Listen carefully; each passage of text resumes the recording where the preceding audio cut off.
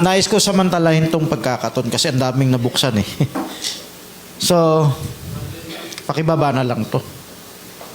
Ay, naku. Okay.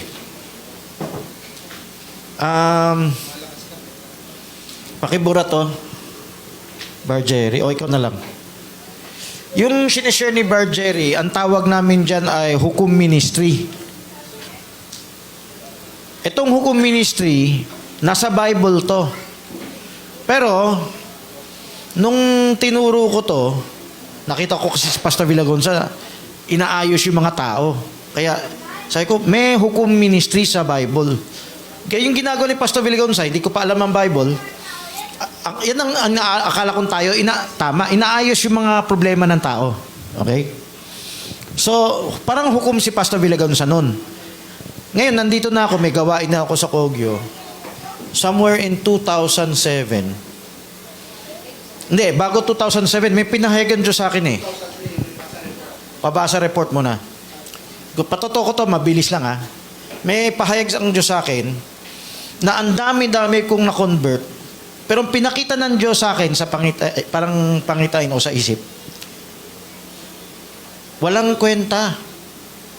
Traditional ministry. Hilaw. Pwede tayong mag-ipon na maraming tao. Basta magaling ka magsalta tulad ni Kibuloy, no? Pwede ka makaipon ng tao. Kung masipag ka lang, pwede ka makaipon ng tao. Pero kung makikinig lang sila sa preaching wali-wali, walang natututunan yan. Humahanga lang sila sa'yo. Kung may natutunan man, hindi yan yung berean na natutunan, yung nasuri sa Bible. Kailangan mo... Ang kompletong ministry, kailangan i-train mo yung tao maging berean. I-train mo sila magbuklat. Oo, may tracts, may talata. Buksan mo, tignan mo. Kunin mo yung panig niya. O, kumpara. Buksan mo. Ibig sabihin, ang kompletong ministry, hindi lang yan wali-wali sa pulpito. Meron kang, yung tinatawag nilang discipleship, meron kang training, hindi to Bible school, parang hawig lang sa Bible school. Ang church dapat may training paano buklat. Di ba? Kanina pinabuklat ko kayo. Tinatamad magbuklat karamihan. Hindi kayo sanay. Nakikinig lang kayo. Pero kailangan lumampas na tayo sa pagkasanggol. Hindi na tayo sanggol. Hindi, wag ko na tumalon sa turo. Turuan magbuklat. Turuan magsuri. Turuan magkumpara. Yan yung hukom. Ano ba yung hukom? Ang ibig, nakuha ko lang yung term na hukom, ginamit ko to 2007. Pero patotoo ko pala, laktaw ako eh. 2002, pinahayag ng Diyos sa akin, yung naakay ko, saksi si Pastor Roland, no? Nasa basketball court yan, daming niyang naakay, punong-puno yung basketball court. Pinakita ng Panginoon sa akin, lahat ng naipon na tao, hindi yan matured, parang baby. So, nagtanong ako sa Diyos, paano sila makakahabol? Ang unang pinakita ng Diyos sa akin, yung pabasa report. Siyempre, booklet ng prophet. Pero hindi ako kulong sa booklet ng prophet. Kahit booklet ni Gan, booklet ni Jackson. Ang importante, magsimula na yung pamilya, basa report. Ano ba yung basa report? Pabasahin mo sila, ipakwento mo sa kanila. Si Bar Allen, handaog ang tawag ko dyan eh. Pinag-aaralan niya, shinare niya. So, pwede basahin yung booklet ni Barbanam, i-share. Lalago ang kapatiran. Yan ang pakita ng Diyos sa akin. So, pabasa kasi hilaw lahat eh. So, si Bargeri ang ginamit sa pabasa. May labanan pa yan bago matuloy. Hindi ko na ikukwento yung detalye. Nung natuloy, ay may revival. Of course, meron din akong, may impluensya din yung ibang end time, kaya majority nung tinuturan na ganyang karami, humiwalay sa akin. Shortcut na yan 2010. Pero, dito muna tayo sa kwento ko sa hukom. Noong 2007,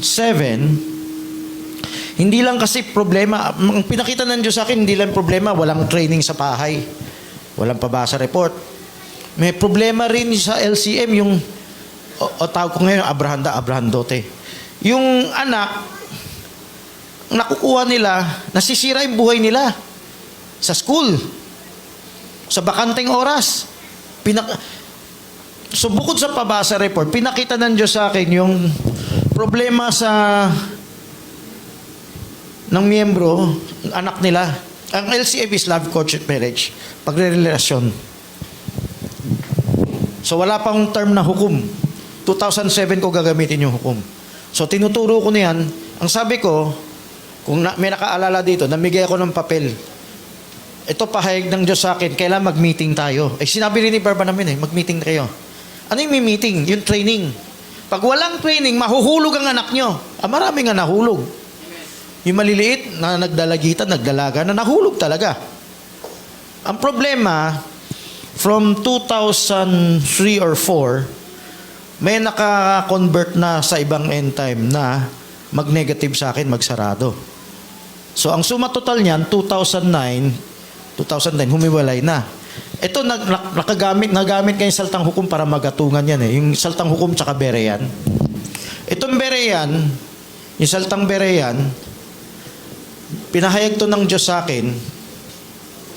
Pero, yung pinapagawa ni Barbanam, yan pala yung ginagawa ng taga-bereyan, 1998, o 1998 ako pumunta rito.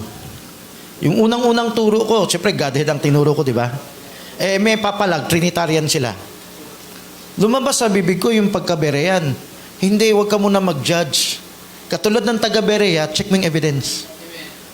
Sabi ni Pastor Roldan, parang may spirit na gusto niya pumalag pero bigla siya napaupo at nakinig. Yung unang bugso, may revival sa Godhead, may rebaptism in Jesus' name. 1998 yan. Doon unang lumabas ang word bereyan. Ngayon, nung somewhere 2002 to 2007, naiipon na yung mga pinapahayag ng Diyos sa akin. Kaya tinawag kong hukom Ito yung training sa Kristiyano, sa church, discipleship. Hindi ka lang nagwawali ng doktrina. Tuturuan mo ng tamang ugali, tamang asal. Anong dapat gawin? Yung bakanteng oras ng pamilya, parang lumiliwanag sa akin na nakakatakot. Puro basura ang kinakain. I'm not talking of unbeliever, I'm talking of kapatiran. Kahit dito sa mga tinuturuan ko. Hindi ko na babanggitin yung hindi ko tinuturuan. Sa tinuturuan ko, ang traditional ministry, attend, kinig, ikapu, uwi. Tapos, manood ng telenovela. Tama. Tapos, maglalaro na ng games. Wala kasing mensahe dyan. Hindi umabot ang mensahe dyan. Siguro may nakakaalam. Pero itong formal na mensahe, ang role ng pastor, hindi lang doktrina. Papakialaman niya ang buhay nyo. Anong dapat nyong gawin? Ano yung tunay na kaligayahan sa bahay? Hindi mga basura na mga games o mga worldly. Kung hindi ka matured, mag-lukewarm ka So, pinahayag to nung Diyos sa akin. Naiipon na tungkol sa pagrerelasyon. Hindi ka basta-basta pabayaan mo yung anak mo maghahanap ng partner. Ikaw magulang, responsable ka makahanap ng partner ng anak mo. Sabi ni Bergery, maraming nahulog sa kanya. Of course, there was a time, nagsarado din sa akin siya Pero, yung sinikinikento niya, ito yun. So, 2007, open by Carolina sa akin. Kasi hindi ako dito nag-midweek. Doon sa Carolina nag-midweek. Kasi kasama yan sa mga na-mensahihan ko sa end time message. So, hindi pa yan influensyado ng ibang end time na umiwas sa akin. Nagtuturo ako doon Bible study. Pero sinisingit ko to. Kukunti yung dumadalo. Sabi ko, hindi na ako magfo-focus sa doctrine. Although mahilig ako sa doctrine. Kahit palalim doctrine. Ito doctrine, Yung Holy Ghost, yung communion. Ito, konektado sa hukom yan. Yung Revelation 10:7, mamaya siguro, pwede na share. Malakay 4:5-6. May mga bagong nakatagong pahayag na sana masilip nyo rin. Nasilip nila, sana mapasadahan ngayong gabi. Pero tatapusin ko lang to, napahaba. Patotoo to na may mensahe. Putulin nyo na lang yung portion yan para may hiwalay na video. Okay, 2007, ginamit ko na yung salitang hukom. Kasi iba-ibang topic to Berean, LCM, tapos pabasa report, marami pa iba Pinahayag din ng Diyos yung pamalo. Masyadong binibaby ng mga magulang anak. Alam niyo ba yan? Pero kung may revelation kayong kompleto, hindi dapat bine-baby. Hindi nyo na kailangan paluin kung hindi nyo na baby at tinuruan nyo nang dapat gawin. Hindi nyo pinahintulan na makakain ng basura. Pero dahil nakakain ng basura, kailangan nyo paluin.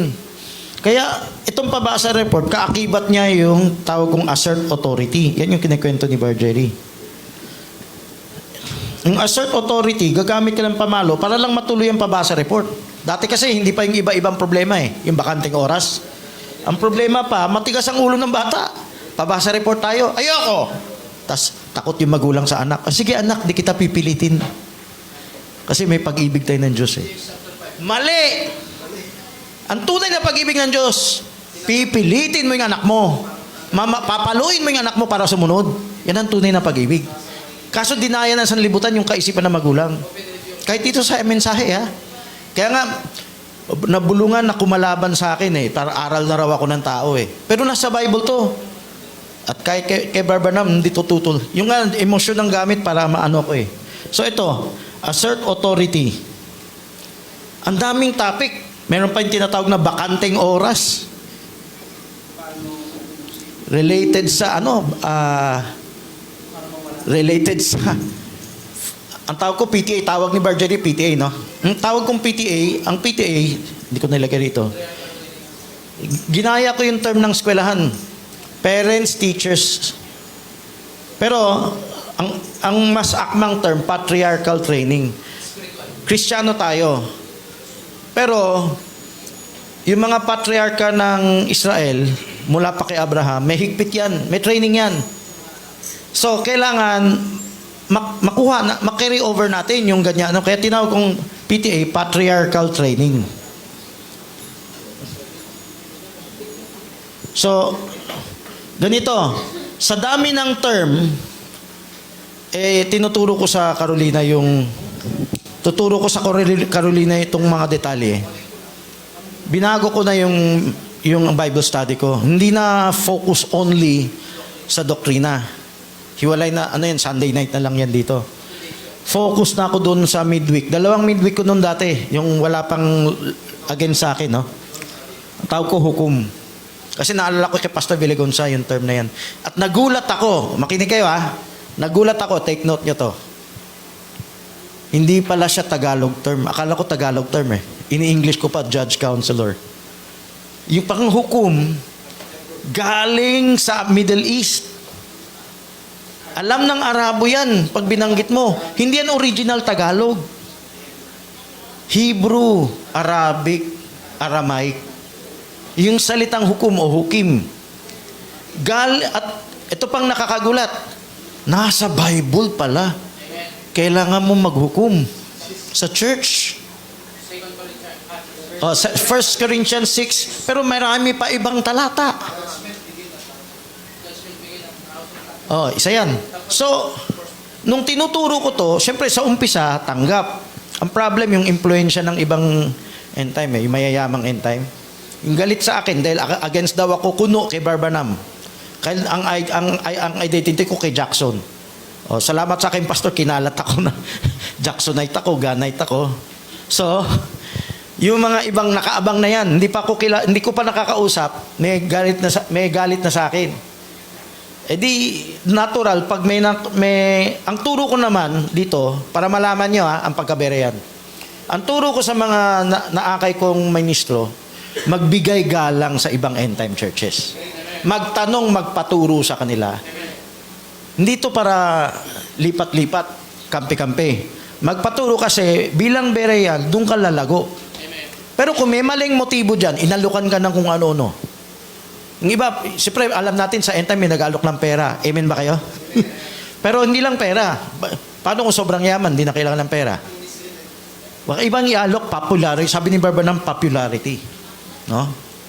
So, bilang patotoo, yung karamihan nung na tinuturuan ko, nagsarado na sa akin. Shortcut lang, hindi ko na ikukwenta yung detalye. So, nung tinuturo ko to yung hukom, nakapasok lang ako sandali, pero nagkaroon na ng somewhere, actually 2004 or 5 pa lang nakapasok na. Hindi ko lang alam. 2006 nararamdaman ko na. 2007, nung naghukom ako, Parang may milagro ang Diyos, hindi agad humiwalay. Gusto na humiwalay, kaso hindi agad humiwalay. Ang hiwalay, dumating 2009 o 2010. Pati ito, dadamay. Wawalain pa tong church through mga agaw-agaw. Ganyan. So, maganda masabi sa anniversary, dumaan sa butas ng karayom tong church. Muntik na mawala itong church. Si Bargery, isang saksi. Muntik na. Alam mo, gagamitin yung papeles, no? Kami ang may-ari niyan. Mga ganyan. Yung papeles ng dati kasi na-convert naman sa Messianic. So, kumabol si Bargery, i-rehistro, ay hindi nila naagaw yung lupa. Pero nababalitaan ko, gusto talaga, umalis lang ako rito, hindi na yan guguluhin. O, ako lang talaga kailan mawala. May lantaran talaga sinasabi, umalis ka na dyan. Hindi ka ba dapat sa Manalite? Oh. Tapos yung mga naghiwalay sa akin, yung iba naakay, no? Ang nangyari from 2007 nagkaroon ng up and down. May tagumpay, may kabiguan, may tagumpay. Tapos na-realize ko, ang hirap kasi nagkakaroon lagi ng intriga laban sa akin. Kasama na to, yung hukom. Aral to ng tao daw. Kaya kong patayonahin ito kasi walang sharing eh. Dadaan na lang sa magaling magpaikot ng ulo yan. Kaya huwag ka na magtanong niya o kumpara. Huwag ka na saliksik. Iwasan mo na siya. So, maganda malaman nyo. Ito yung Nicolaitan spirit, malaman nyo kasi ang tunay na sa Diyos, katulad ng ginawa ni Moses kay Korah. Check. Sige, patunayan natin. Ang ngayon, dapat patunayan sa scripture, patunayan kung totoo ba yung mga kwento, bintang sa'yo. Hindi. Hit and run. I-influensya ang tao, tapos hindi na haharapin. No, para malinis ang kamay. Hindi ka makapaliw. Huli ko na nalaman eh. Tagal magsabi nito eh. Uy, alam mo ba, sabi nila huwag ka na sundin. Pero 10 years later, kaya dami na nawala. No? So,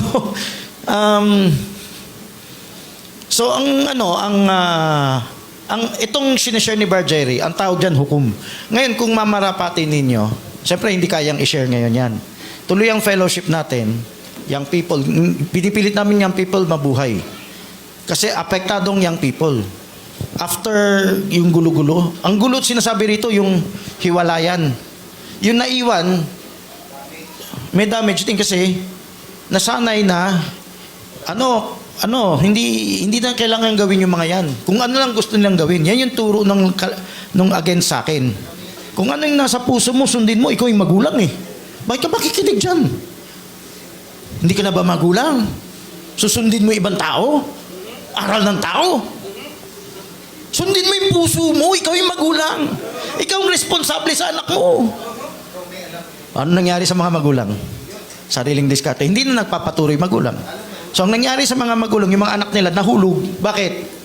Kung ano yung inisip kong dapat kong gawin, yan lang gawin ko. Wala na, ano ba yung biblical? Kung ano yung kalooban ng Diyos. Ano yung turo nung against sa akin? Sundin mo yung puso mo. Huwag mo sundin yung tao. Alin ang Nicolaita? Di ba? Alin ang Berean? Ang Berean, ipatunayan natin, ito ba'y sa Diyos o hindi? Sa Diyos ba yung pamalo? Sa Diyos ba yung assert authority? Sa Diyos ba yung marami? Sa Diyos ba yan? Yung Berean? Sa Diyos ba yung hukom? So, kumalat sa end time, kasi nakahalubila ibang end time, yung negative na term sa akin, yung saltang hukom. No? Kumalat na rin yung saltang Berean. Parang, naging tingin nila parang isang nagtatayo ko ng denominasyon. Pero in reality, nasarado lang yung mga tinuturuan ko laban sa akin. Okay? Ngayon, fast forward ngayon. Anong ngayon? 2026? At 2024? Ngayon pa lang nakakaramdam ako na natuturuan ko yung magulang ng hukom. Kasi kahit pumupunta ko rito linggo-linggo, nagtuturo akong hukom class, hindi ako pinapansin. Agree ka ba? Pupunta ka ng outreach eh. Di ba? Ikaw rin. So, pero, for credit Nagmalasakit din yan sa hukom. Hindi lang coordinated. No? Si Jerry nagmalasakit sa hukom. Hindi coordinated. Ngayon, sinisikap ko, pinagpe-pray ko, sana mag-coordinate na lahat ng manggagawa. Kasi ang nangyari, nasanay sa traditional, walang assert. Okay, intro na ako sa iba. Iba na yung mag-share. Ito, Godhead. I-intro ko lang sa inyo, sila na lang mag-share. Ito ay Godhead. Hindi, itong Holy Ghost, kaya ko nilagay rito, para marinig nyo lang. Ewan ko kung na-encounter nyo na yung paksa. Iba yung issue kung si Kristo ay Diyos o anak ng Diyos. Ito ibang issue. Issue ko to dati kong kasama kay Jackson. Ito barahin mo.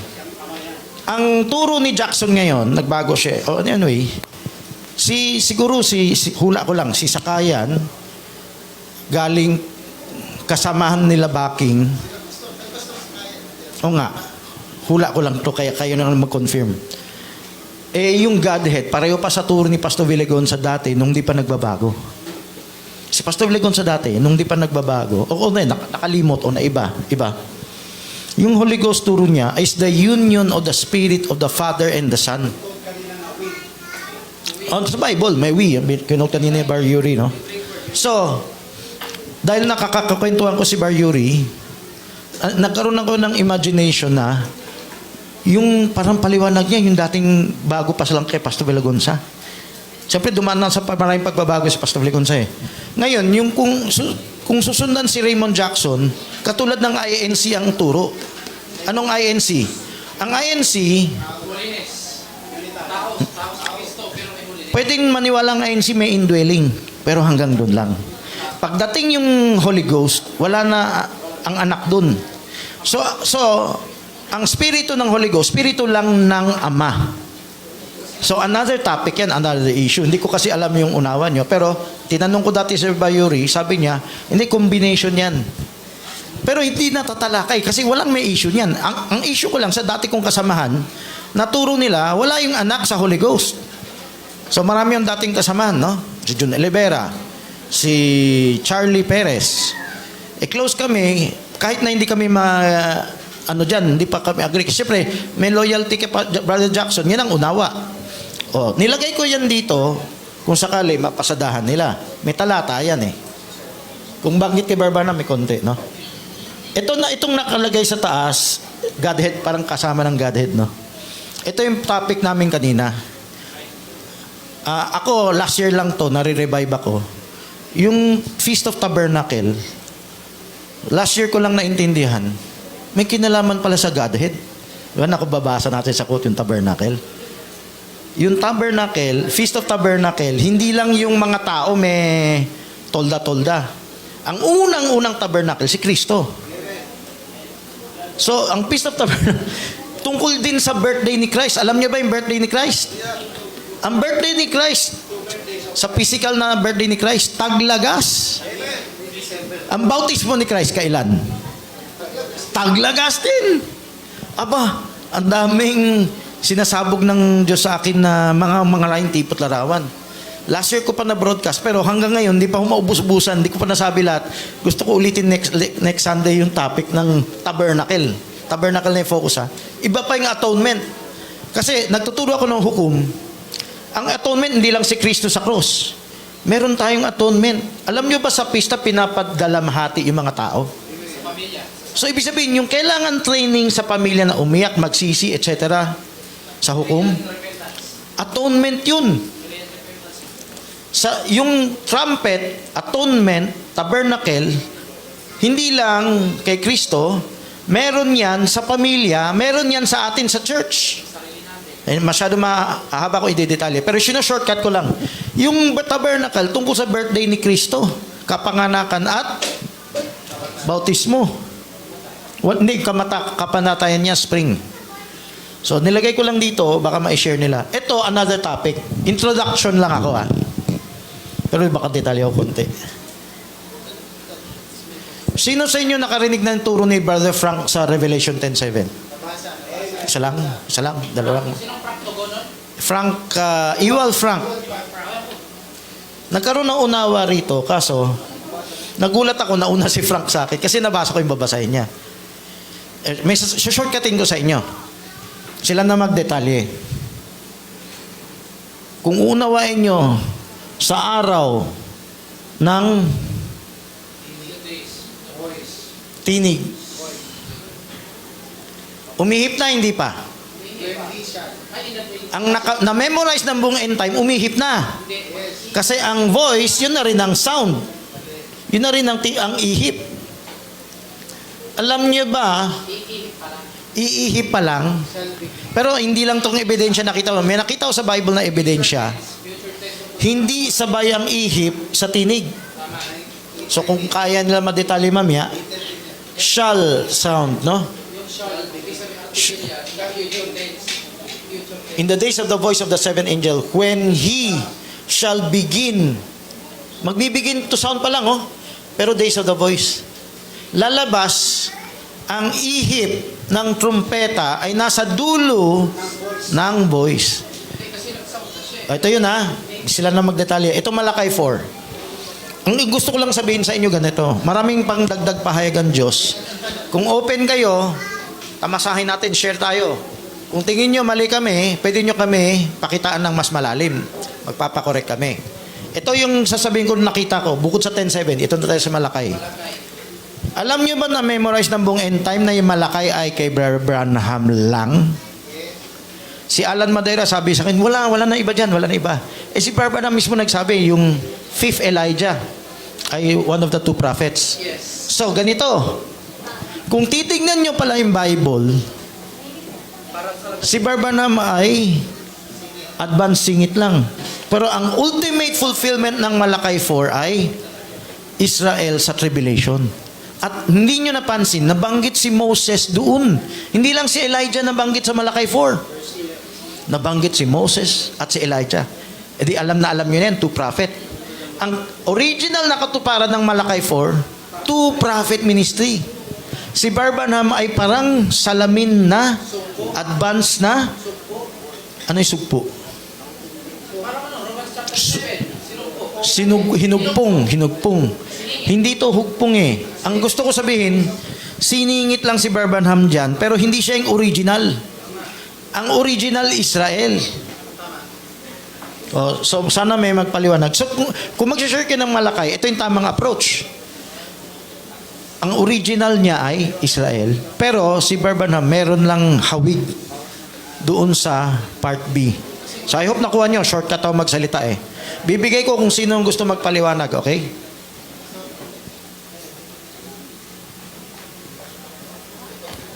Okay, so palakpakan natin ang Panginoon. Praise the Lord.